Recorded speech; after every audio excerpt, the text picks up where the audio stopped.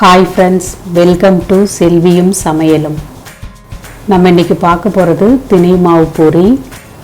எப்போவும் ஒரே மாதிரி பூரி செய்யாமல் டிஃப்ரெண்ட்டாக செய்யலாம். இதுக்கு சைட் டிஷ் தேவையில்லை. வாங்க அது எப்படின்னு இப்போ பார்க்கலாம். இதுக்கு ஒரு மீடியம் சைஸ் உருளைக்கிழங்கு எடுத்து வேக வச்சுருக்கேன். அதை இந்த பவுலில் சேர்த்துட்டு நல்லா மிக்ஸ் பண்ணிக்கலாம். இப்போ நல்லா மிக்ஸ் ஆகிடுச்சு. இதில் 1 டேபிள் ஸ்பூன் இஞ்சி பூண்டு பேஸ்ட்டு சேர்த்துக்கிறேன். 1/2 டீஸ்பூன் சால்ட்டு சேர்த்துக்கிறேன்.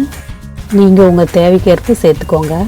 கொஞ்சம் கொத்தமல்லி தழை எடுத்து கட் பண்ணி வச்சுருக்கேன், அதையும் சேர்த்துக்கிறேன். இதுக்கு காரத்துக்கு வரமிளகாய் பொடி பண்ணி வச்சுருக்கேன், அதுலேருந்து 1 டீஸ்பூன் சேர்த்துக்கிறேன். நீங்கள் பச்சை மிளகாய் வேணாலும் சேர்த்துக்கலாம். இப்போ பாருங்கள், திணை பூரி மாவு பாக்கெட்டு நான் கடையில் தான் வாங்கினேன். இது எல்லா சூப்பர் மார்க்கெட்லேயும் கிடைக்கும். இப்போ இதிலேருந்து எடுத்து 1 கப்பு மாவு சேர்த்துக்கிறேன்.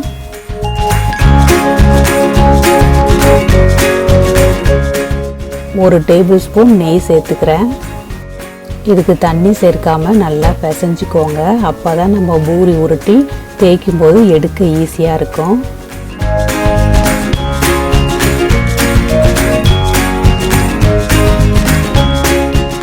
இப்போ திணை பூரி மாவு ரெடியாக இருக்குது. இதை மூடி போட்டு ஒரு 10 நிமிஷம் ஊற வைங்க. இப்போ 10 நிமிஷம் ஆயிடுச்சு. இதை கொஞ்சமாக மாவு எடுத்து நல்லா உருட்டிக்கோங்க. பூரி சைஸுக்கு கையில் மாவு ஒட்டுற மாதிரி இருந்தால் கொஞ்சம் கையில் எண்ணெய் தடவிட்டு நல்லா உருட்டிக்கோங்க. பாருங்கள், கையெல்லாம் ஒட்டலை. இப்போ சப்பாத்தி கட்டையில் மாவு கொஞ்சம் தூவிட்டு நம்ம உருட்டி வச்சுருந்த மாவை அப்படியே தேய்க்க வேண்டியதுதான்.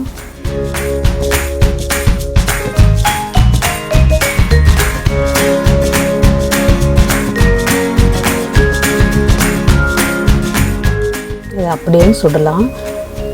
நான் குழந்தைங்களுக்கு பிடிக்குன்னு சொல்லிட்டு குட்டியாக இருக்க ஷேப்பில் கட் பண்ணிக்கிறேன்.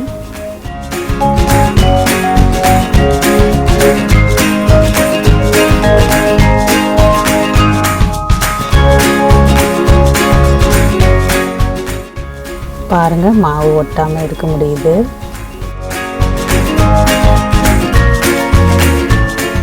இப்போ எல்லாத்தையும் தேய்ச்சி வச்சுக்கிட்டேன்.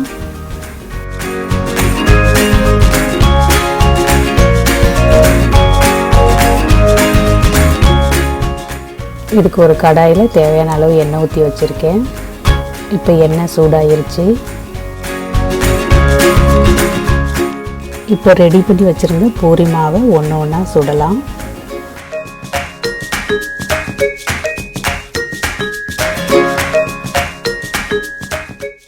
இப்போ திருப்பி விடலாம். பாருங்கள், சைடில் எங்கேயும் நல்லா வெந்துருச்சு. பாருங்கள், சூப்பராக இருக்குது. இப்படி எல்லா பூரியும் சுட்டு எடுத்துக்கலாம்.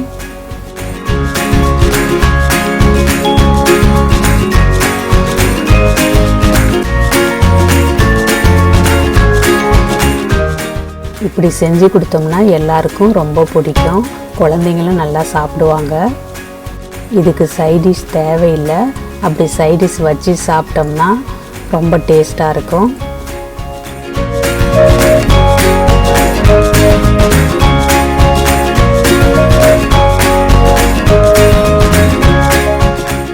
நீங்களும் செஞ்சு பாருங்கள். செஞ்சு பார்த்துட்டு எப்படி இருக்குன்னு கமெண்ட் பண்ணுங்கள்.